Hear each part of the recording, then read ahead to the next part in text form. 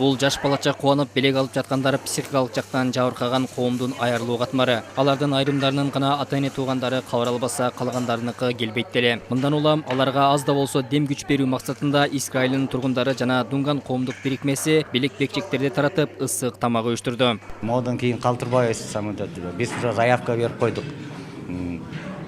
Дагы баягы комиссардар баягы бут кийимди алып келет. И дайымлар менен иштейбиз. Баягы чоң баш менен биз сүйлөшкөнбүз. Бул жерде баягы пол азыр начарраак экен. Ушул жардам беребиз. Мекемеде жалпысынан 300-ге жакын жаран жашайт. Алар жалкоолукту жактырышпайт. Бош убактыларында сүрөт тартуу, кол өнөрчүлүк менен алектенишет. Маселен, мындай баштыкчалар күнүмдүк турмушка керектүү колгап, байпак өңдүү кийим-кечектер дээрлик алардын колунан жасалган.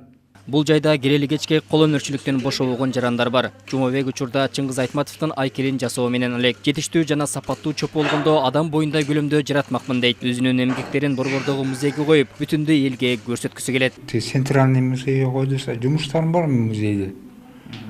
Ошого кошуп койдурса жакшы болот. Ошо иштеп атам ошо. Көп киши көрсө, музейлерге койсо, эл көрүп келсе,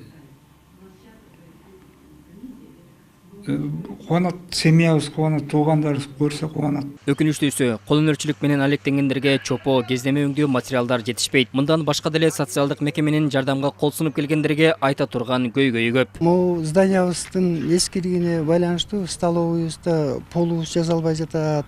Дагы бир ушундай көп көйгөйлөр, көп нерселерди спонсорлордун эсебинен жасайбыз.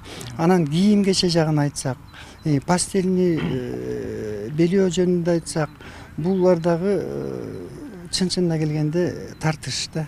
Мекемеде психикалык жактан жабыркагандар жашагандыктан ооруп калган учурлары көп болот. Аларды дарылоочу жайдын абалы көңүл жылытарлык эмес. Ошентсе да, социалдык жайдын өмүр сакчылары колдон келишинче бейтапканаларды оңдоп түзөп алышкан. Шизофрения деген оору өтө кыйын оору.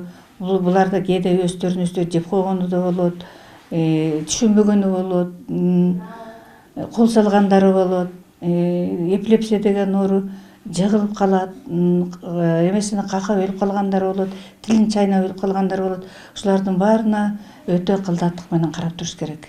Мекеме Искра айылында жайгашкандыктан жергиликтүүлөр социалдык жайдын көйгөйлөрүн жакшы эле билишет. Мындан кийин да искралыктар жана Дунган коомдук бирикмеси иш-чараны саамалыкка айлантып, жардам берип турууну андагы жашоочуларга убадалашты.